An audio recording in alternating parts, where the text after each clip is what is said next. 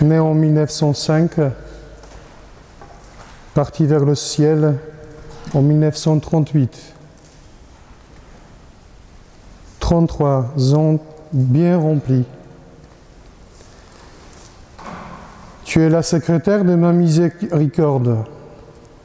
Je t'ai choisi pour cette fonction dans cette vie et dans la vie future.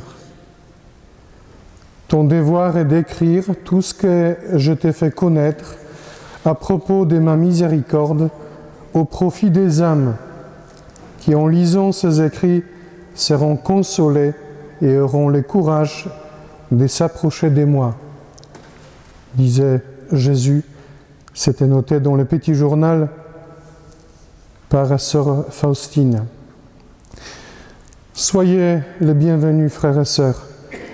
Une conférence du Carême sous la miséricorde touchant la vie des sœurs Faustine. Une conférence qui nous demande beaucoup d'attention. Une sainte récemment canonisée qui avait en elle ce quelque chose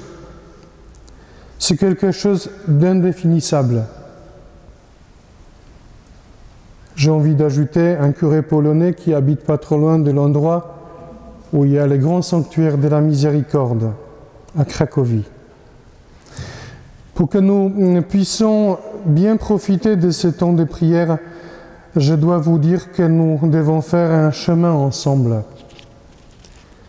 Faustine, elle a fait aussi ce chemin pour comprendre d'abord soi-même, sa vie, le message de Jésus miséricordieux. Ce chemin a comme objectif pour toi et pour moi d'entendre la voix du Seigneur. Les mêmes paroles que Faustine a entendues. Il n'y a pas un autre début. Au début, c'est toi et moi. Nous devons entendre. Jésus nous parle à toi et à moi aujourd'hui ici. Et il dit, pour toi je crée l'univers. Pour toi je me suis incarné. Pour toi je suis mort. Quand tu vois ce monde si beau et si mystérieux en même temps, sache qu'il est pour toi, créé par lui, pour que tu puisses te réjouir, pour que tu puisses avoir une belle vie. Tout est pour toi. Mais le plus beau dans tout cela est le fait qu'au plus profond de toi-même, tu sais que derrière toutes ces merveilles se montre une personne qui t'aime et qui veut te montrer son amour toujours, partout, sans condition. Et que cette personne a même donné sa vie pour toi. Jésus, il a tellement aimé qu'il n'a pas hésité de faire ce pas, on dirait complètement fou, vers l'abîme, vers la mort, qu'il a anéanti pour un petit moment. Mais il a aussi vaincu la mort pour toi, par l'amour. Parce qu'il savait que chacun de nous, toi et moi, on a besoin d'un preuve béton qu'il nous aime. Je t'aime tellement que je ne te dis pas seulement que je donne ma vie pour toi. Je l'ai déjà fait, je le ferai, je le fais constamment. Et ce refrain pour toi, sœur Faustine a noté dans son petit journal plusieurs fois, sur plusieurs pages. Elle était surprise comme Jésus lui répétait ça souvent. Et ça c'est pour toi, et ça aussi. Et tu vois, ce que tu as vécu aujourd'hui, c'était que pour toi. Et quand elle se rend compte de cet amour qui envahit, elle écrit que son cœur déborde de joie, de bonheur, et qu'elle est étonnée qu'on peut voir tout cela et ne pas mourir du bonheur. Elle ressent tellement fort cet amour divin. Jésus lui dit, « Je suis entièrement à toi, je me donne à toi. » Le texte de la messe pour la fête des miséricordes dit « Seigneur Dieu, ta miséricorde est sans mesure et le trésor de ta bonté inépuisable, dont ta bienveillance augmente la foi du peuple qui t'est consacré, afin que tous comprennent vraiment quel amour les a créés, quel sang les a rachetés et quel esprit les a fait renaître. Avant, il n'y avait rien. Et là, puisque Dieu a créé, c'est un miracle. Tu es créé par miracle. On ne parle pas du miracle de la création du monde, mais c'est toi le miracle. Tu es là parce que tu es racheté aussi par son sang. Et tu as une nouvelle vie grâce à l'Esprit qui vit en toi. Dieu est créateur. Il s'agit de comprendre que tout ce qui t'arrive dans ta vie est l'amour infini de Dieu, parce que tout est pour toi. Ce qui est vraiment merveilleux chez Dieu, c'est qu'il nous donne des prophètes pour chaque temps. Les personnes qui ont reçu de sa part quelque chose de plus que nous n'avons pas. Il leur dévoilé une petite partie du mystère de sa gloire, de sa bonté, du bonheur qui est réservé pour chacun de nous. On dirait rideau du mystère. Ce n'est pas tout le monde qui peut voir ce mystère. Dieu le dévoile à celui qui est prêt de voir, d'entendre. Faustine a fait partie de ceux qui étaient prêts et prêtes. Dans le petit journal, elle écrit « Dans cet isolement, Jésus est mon maître. C'est lui qui m'élève et m'enseigne. Je sens que je suis l'objet de son action particulière. Pour ses intentions incompréhensibles et ses véridiques insondables, il m'unit à lui d'une façon spéciale et me permet de pénétrer dans ses mystères inconcevables. Il y a un mystère qui m'unit au Seigneur, que personne ne peut savoir, même les anges. Même si je voulais le formuler, je ne saurais comment le dire. Cependant, je vis de cela et je veux le vivre dans les siècles. Ces mystères me distinguent des autres âmes ici, sur la terre et dans l'éternité. Chacun de nous a notre vocation personnelle, individuelle. Le salut est pour tout le monde, mais pas de la même manière. Dieu lui a dévoilé un petit morceau de mystère. Ceux qui lisent son petit journal et comme elle découvre petit à petit le mystère de Dieu, la personne de Jésus, reste dans les étonnements.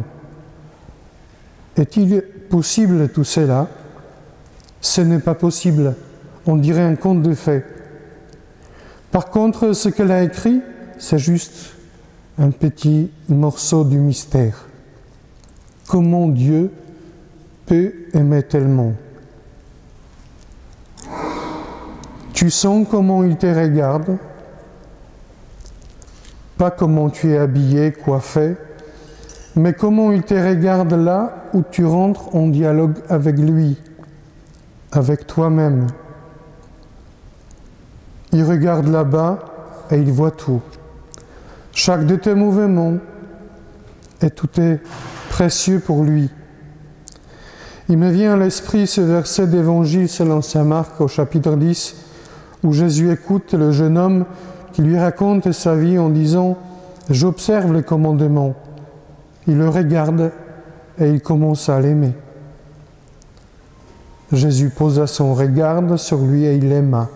Il lui dit, « Une seule chose te manque. Va, vends ce que tu as et donne-la aux pauvres. Alors tu auras un trésor dans le ciel. Puis viens et suis-moi. » Mais lui, à ces mots, devint sombre et s'en alla, tout triste, car il avait des grands biens. Sœur Faustine était une femme très heureuse. Elle était heureuse depuis qu'elle est entrée dans la congrégation des Sœurs de Marie Miséricorde, heureuse depuis que Dieu a pensé à elle au moment de sa création et a désiré prendre en entièrement possession de sa vie. Chacun de nous, en fait comme deuxième prénom, aurait pu prendre Faustine, peut-être comme prénom. Pas Faustin, parce qu'il était martyr au IVe siècle. Ce qui est merveilleux, elle reçoit le jour de son baptême le prénom de Helena. Elle rentre au couvent, elle reçoit un nouveau prénom, parce qu'elle recommence une nouvelle vie, une nouvelle qualité de vie, on peut dire.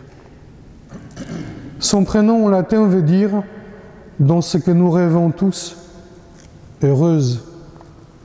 Être heureux, heureuse est notre vocation.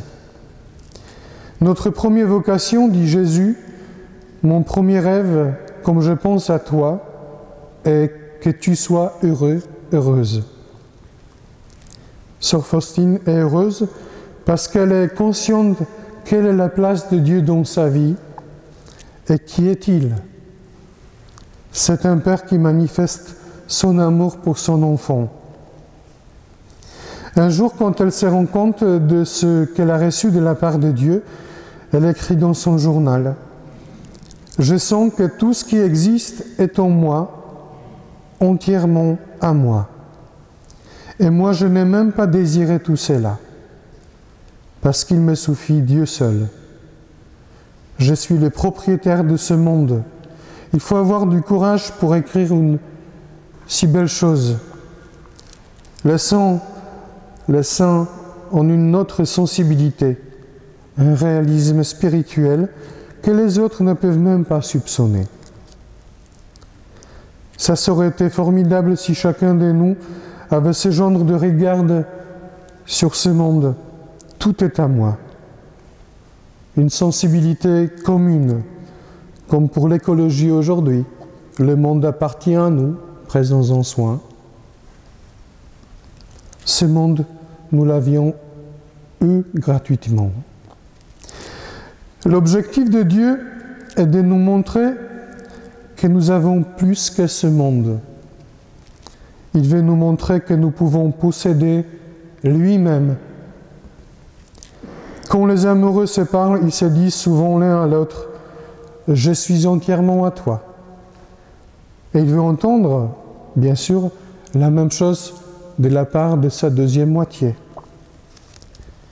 Et c'est là où Dieu veut nous conduire, peu importe si tu es femme, homme, prêtre, religieuse, enfant. Chacun de nous veut guider jusqu'à cette rencontre intime, dans la prière où il te dira « Je suis tout à toi ». Et il va attendre patiemment, peut-être tout de suite, peut-être un mois, peut-être toute sa vie, ta réponse. Et moi, je suis à toi, toi seul me suffit, mon Dieu. Sœur Faustine a écrit dans son journal « Dieu, toi seul me suffit. J'ai toi, j'ai tout ce que j'ai besoin. » Nous nous rappelons cette phrase de la petite Thérèse d'Enfant Jésus « Solo Dios basta » Dieu seul suffit. Faustine se sent aussi une reine.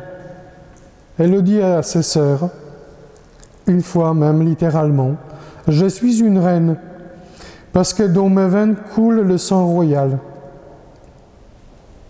Comment le comprendre? Et Faustine explique, « Mon sang royal vient de celui que je reçois dans l'Eucharistie. Et quand je le reçois, il commence à couler dans mes veines aussi. Le roi habite en moi et il me rappelle ma dignité, que je fasse partie d'une famille royale, alors c'est pareil pour nous. Faustine, c'est vrai, était pauvre matériellement, mais elle possédait les richesses extraordinaires. Mais ce qu'il est très beau dans ce qu'elle a écrit, je n'ai pas eu tous ces désirs en moi, j'ai senti que tout est à moi, mais je suis libre de tout cela. J'ai ou pas, ça m'est égal, Dieu me suffit, j'ai tout. Elle était riche et pauvre. Si vous aviez lu sa vie, vous savez qu'elle était troisième de 10 enfants. Il vivait dans la pauvreté extrême.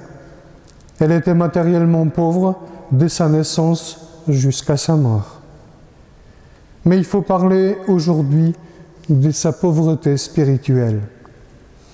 Elle écrit dans son journal « Quand je rentre au plus profond de moi, je ne vois rien que ma grande misère. » Une sainte, on dirait, une des plus grandes parmi les récentes, père de la terre polonaise, louée par Saint Jean-Paul II comme don de Dieu pour notre temps. Elle écrit plusieurs fois des pages. Je regarde au fond de moi et je ne vois rien que la misère, la pauvreté extrême. Elle utilise aussi le mot nullité. Quand Jésus vient vers elle pour lui confier sa mission de prêcher sa miséricorde au monde entier, Faustine s'y oppose en disant qu'elle est faible, malade, qu'elle n'arrivera pas, qu'elle n'a pas fait les études. Elle fait partie de ceux qui ne sont pas intéressants pour le monde. Elle dit « Jésus, je suis nul. Ce n'est pas moi que tu as besoin, choisis quelqu'un d'autre. » Et Jésus, c'est lui miséricordieux, doux et humble de cœur, c'est lui qui, on a d'habitude de voir, qui console à chaque fois. Cette fois-ci, il dit à Faustine, « Ma fille, ce que tu as dit est vrai. Tu es très misérable, mais il m'a plu de réaliser l'œuvre de la miséricorde justement par toi, qui est la misère même. N'aie pas peur, je ne te laisserai pas seul. Fais ce que tu peux dans cette affaire. Moi, j'accomplirai tout ce dont tu es incapable. Tu sais ce qui est ton pouvoir de faire, alors fais-le. » Le Seigneur a jeté un regard plein de bienveillance au fond de mon être.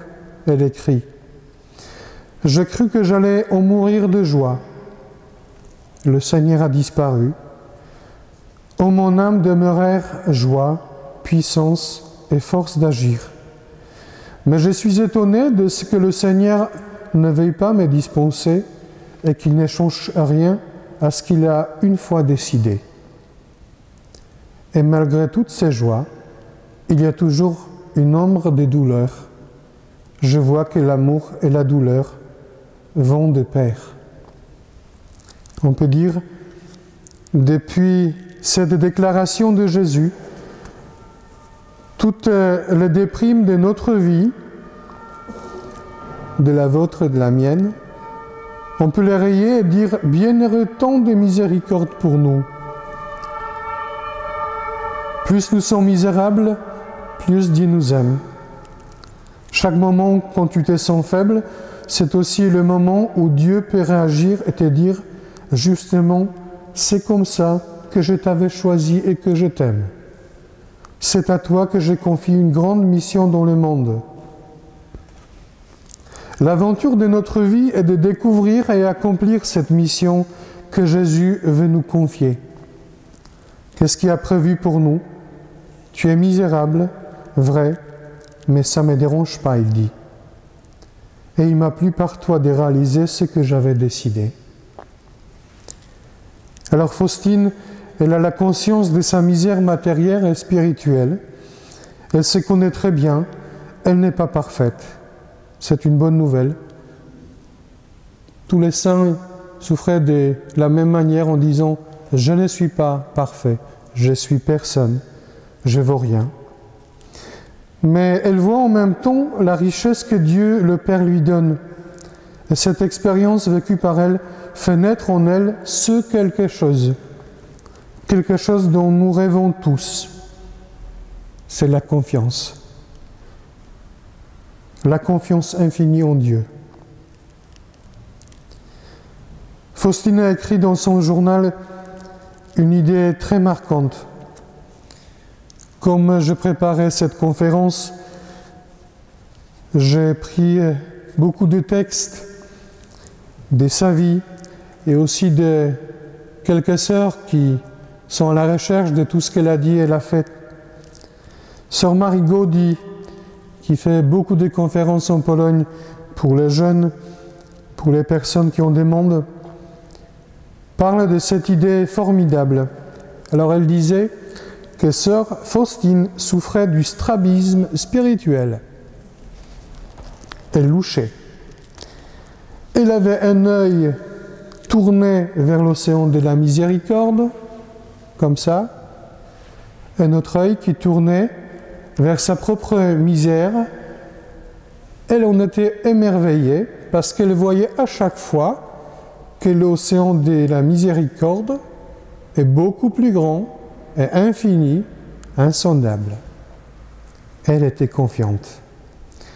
Je ne perds pas mon contact avec la terre, c'est ma misère, mon monde réel. Et je ne perds pas mon contact avec le ciel, parce que ici est mon tout, mon Dieu, et l'océan de sa miséricorde, la miséricorde sans limite, interminable. Et numéro 504 de son journal, « Tout mon néant se noie dans l'océan de votre miséricorde. Avec la confiance d'un enfant, je me jette dans vos bras, Père de miséricorde. » C'est une image la plus connue de la miséricorde. Avec le saut dans l'abîme, parce que Dieu nous guide souvent par les sentiers que nous ne connaissons pas, que nous ne comprenons pas. Beaucoup de choses, vous auriez peut-être vous-même changé dans votre vie. Les voisins, la famille, le travail, l'image de soi-même, parce qu'on a du mal à s'accepter soi-même.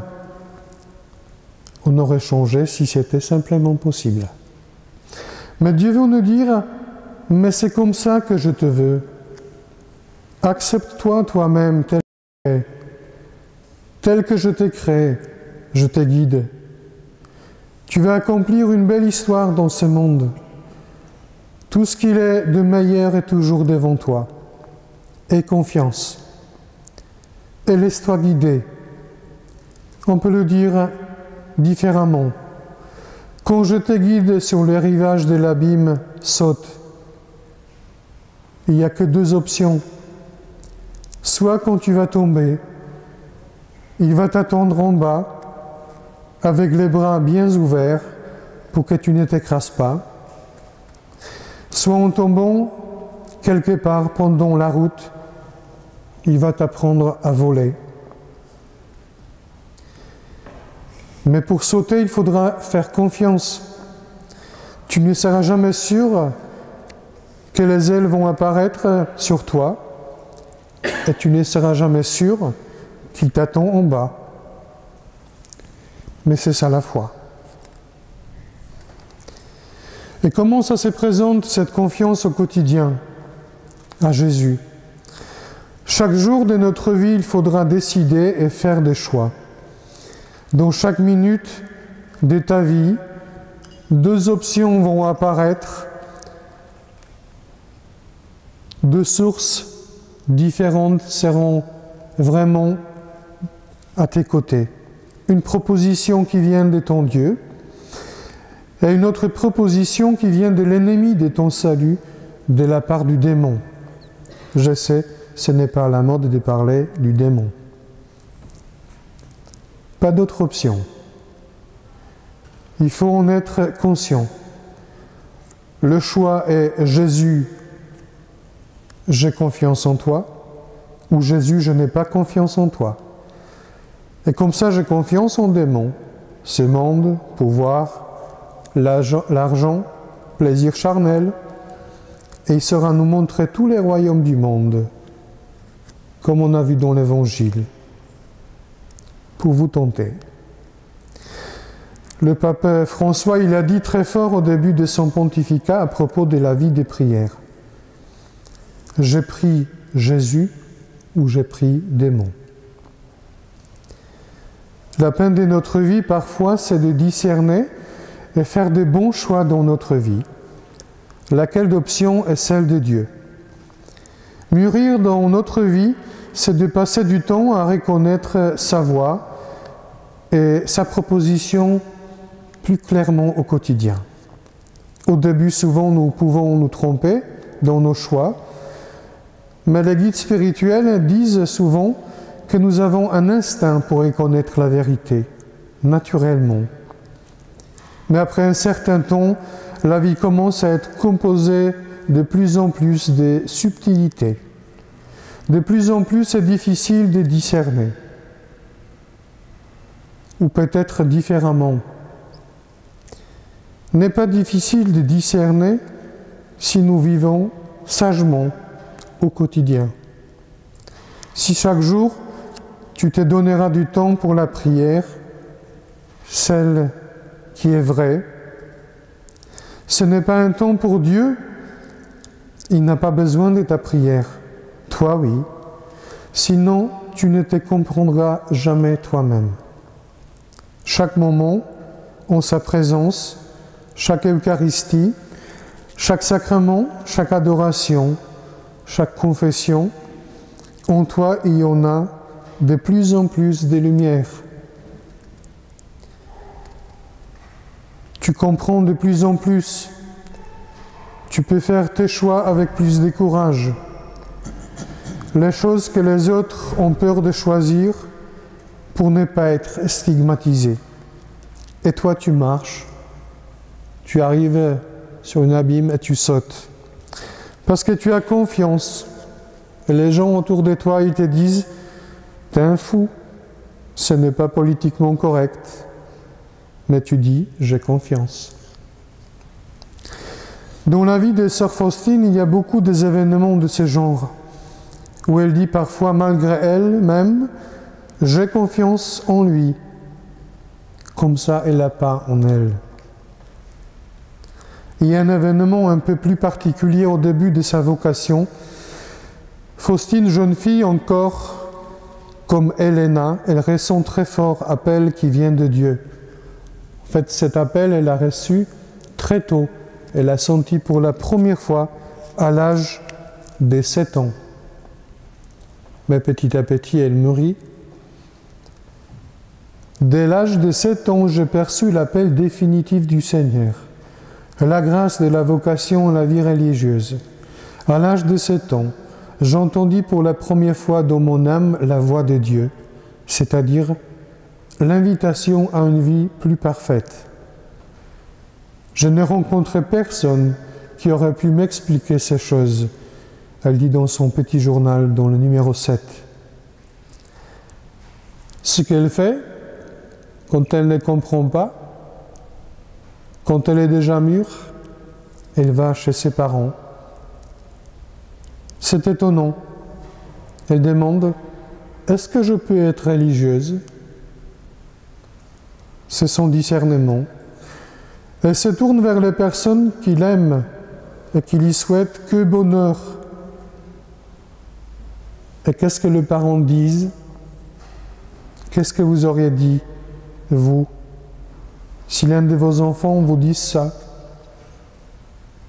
Un jour, dans les Vaucluse, j'ai prêché l'Eucharistie et avant la messe, il y a des paroissiens qui m'ont dit « Ah, c'est difficile de trouver un prêtre aujourd'hui. » Alors j'ai posé pendant l'homélie quelques questions en disant « Est-ce que vous êtes d'accord qu'il n'y a pas beaucoup de prêtres ?» Tout le monde levait le doigt.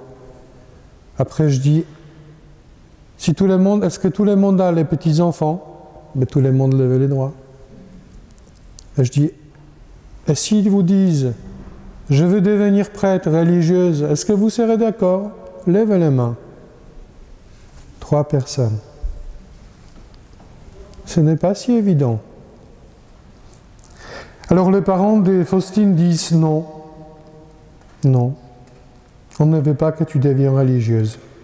On a besoin de toi, on t'aime. Elle attend un an. Elle repose la question. Et elle reçoit la même réponse.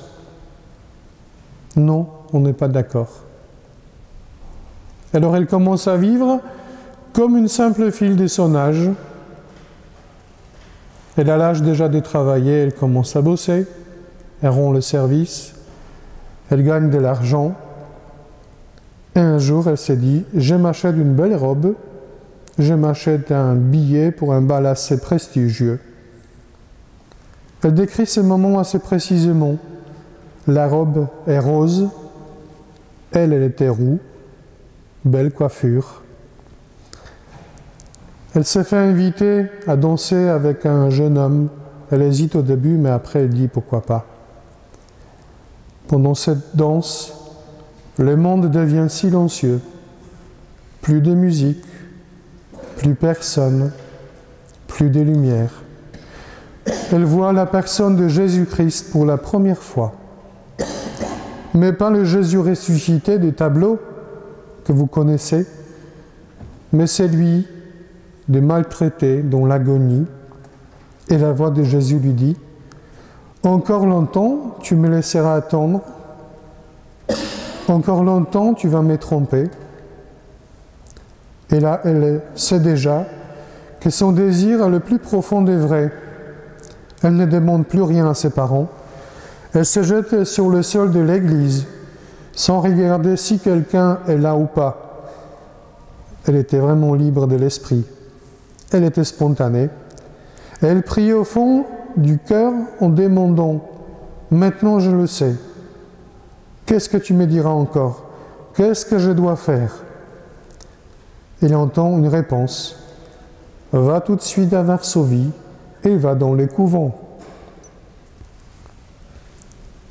Elle n'a pas demandé dans quel couvent elle doit aller. Elle s'est levée, elle est partie à Varsovie, avec sa robe, sa coiffure, etc. Elle commence à travailler pas loin de Cracovie, de Varsovie. Elle cherche qui va l'accueillir dans le couvent. Alors après le travail, elle se balade, elle tape à la porte dans plusieurs couvents. Elle dit « Est-ce que vous voulez de moi ?» Parce qu'elle se dit au fond d'elle-même, ben, puisque Jésus il a dit qu'ils vont m'accepter, il ne m'a pas dit où je dois aller, ben, je vais taper jusqu'à que quelqu'un m'ouvre. Quand même Jésus ne ment pas. Elle fait confiance. Et elle trouve après une longue période, elle a quelque chose, confiance. Et si nous parlons de confiance, il ne s'agit pas que nos choix principaux, mais de chaque choix que nous faisons sur la route, même le plus petit choix. Quelle attitude nous avons au quotidien? Je fais confiance ou je calcule? Réfléchissons, supposons, essayons, consultons, calculons. C'est ça qu'on a l'habitude de faire. Là où on commence à faire des mathématiques, il n'y a plus de place pour amour, disaient les saints. Vous venez de connaître un peu plus Faustine qui est très riche et en même temps très pauvre. Les deux expériences font naître en elle la confiance. Faustine qui marche sous la terre avec les pieds bien enracinés sur le sol, elle sait que la vérité sur elle, c'est de la pauvreté, mais elle sait aussi que la vérité sur son père, qu'il est très riche, qu'il se donne à fond. Et elle voit qu'entre cette pauvreté, cette richesse, il y a un immense abîme. Mais au-dessus de cet abîme, lui, il a construit un pont en bois, Il a fait du bois des supplices, du bois des Golgotha, et ce pont s'appelle miséricorde. Et là, la vie des prières transforme Faustine. La Bible, le livre de Jérémie, dit « Béni soit homme qui met sa confiance dans le Seigneur, dont le Seigneur est l'espoir. Il sera comme un arbre planté au bord des eaux, qui entend ses racines vers les courants. Il ne craint pas la chaleur quand elle vient, et son feuillage reste vert. Il ne redoute pas une année de sécheresse, car elle ne l'empêche pas de porter du fruit. » On dirait que Jérémie décrit ensuite la vie de Faustine. Elle était comme ça. Elle s'enracinait dans son Créateur. Ce thème de la confiance en Dieu est présent tout au long du petit journal de Saint Faustine. Jésus nous invite à lui faire confiance. C'est ce qu'il nous demande, ce qu'il a fait inscrire en bas du tableau. C'est Faustine qui était demandé de le faire. Quand nous disons « j'ai confiance en toi », ce n'est pas dire une parole magique qui va tout arranger en un clin d'œil. Dans le petit journal, c'est marqué « Les grâces de ma miséricorde s'épuisent à l'aide d'un unique moyen, et c'est la confiance. Plus sa confiance est grande, plus l'âme reçoit. » Les âmes d'une confiance sont bornes, mais sont une grande joie, car je verse en elles le trésor entier de mes grâces. Je me réjouis qu'elles demandent beaucoup, car mon désir est de donner beaucoup et de donner abondamment. Par contre, je m'attriste si les âmes demandent peu, si elles resserrent leur cœur. Être témoin de la miséricorde, c'est mettre la confiance en Dieu lui-même. Il y a des autres termes, nous pouvons dire qu'avoir un cœur miséricordieux, ce n'est pas juger, n'est pas critiquer, n'est pas condamner, savoir pardonner et savoir demander pardon. Pour Faustine, à l'école du Christ et de la Vierge Marie, l'attitude des miséricordes à l'égard du prochain trouve sa source exclusivement dans la miséricorde de Dieu. La miséricorde se reçoit et se donne. Faustine a pris le Christ comme modèle pour exercer la miséricorde. De Jésus, j'apprends à être bonne pour pouvoir être appelée fille du Père Céleste. D'ailleurs, c'est une demande de Jésus qui lui a dit « Ma fille, si par toi j'exige que les hommes honorent ma miséricorde, toi, la première, tu dois te distinguer par cette confiance en ma miséricorde. J'exige de toi des actes de miséricorde qui doivent découler de ton amour pour moi. Tu dois témoigner aux autres de la miséricorde, toujours et partout. Tu ne peux pas t'en écarter, ni t'excuser, ni te justifier. Je te donne 3 moyens pour exercer la miséricorde envers le prochain. Le premier, l'action. Le deuxième, la parole. Le troisième, la prière. Ces 3 degrés renferment la plénitude de la miséricorde et c'est là la preuve irréfutable de l'amour envers moi. De cette manière, l'âme glorifie et honore ma miséricorde. Une réflexion de Sainte Faustine, relevée dans son petit journal, insiste sur le fait que pratiquer la miséricorde concerne tous les gens vivant dans le monde et que chacun devra accomplir au moins un acte quotidien de miséricorde, au moins, car il peut y en avoir beaucoup, puisqu'il est facile de le faire pour chacun, même pour les plus pauvres. Et enfin que l'accomplissement de la miséricorde est triple, la parole miséricordieuse par le pardon et la consolation, Deuxième, là où tu ne peux pas la parole, prier, et cela est miséricorde. Troisième, les actes de miséricorde. Et lorsque viendra le dernier jour, nous serons jugés. Sur cela sera prononcé notre jugement pour l'éternité. Et je vais terminer cette conférence par la prière de Sœur Faustine pour exercer la miséricorde. La prière quotidienne, la prière qui transformait sa vie, qui transformait son regard sur son prochain. Je désire me transformer tout entière en ta miséricorde et être ainsi un vivant reflet de toi, ô Seigneur. Que le plus grand des attributs divins, ton insondable miséricorde, passe par mon âme et mon cœur sur le prochain. Aidez-moi, Seigneur, pour que mes yeux soient miséricordieux, pour que je ne soupçonne jamais ni ne juge d'après les apparences extérieures, mais que je discerne la beauté dans l'âme de mon prochain et que je lui vienne en aide.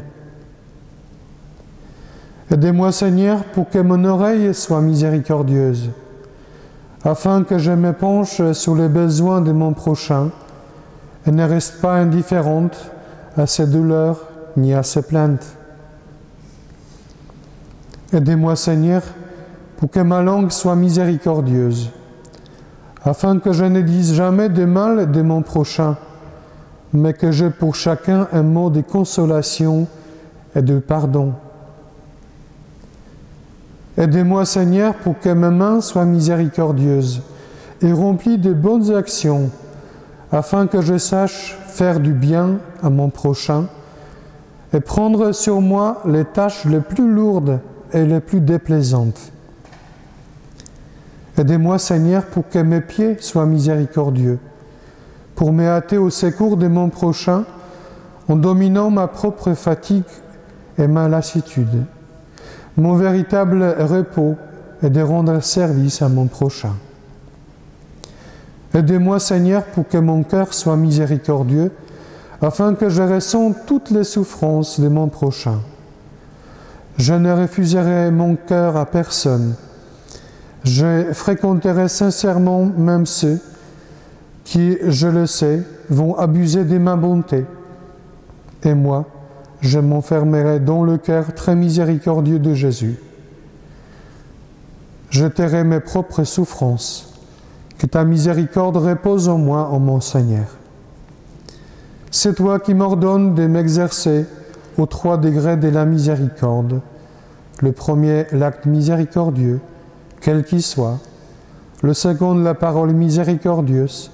Si je ne puis aider par l'action, je dirai par la parole. Le troisième, c'est la prière. Si je ne peux témoigner la miséricorde ni par l'action, ni par la parole, je le pourrai toujours par la prière. J'envoie ma prière même là où je ne puis aller physiquement. Ô mon Jésus, transforme-moi en toi, car tu peux tout. Prenons au quotidien cette prière. Soyons les gens de miséricorde et de confiance. Amen.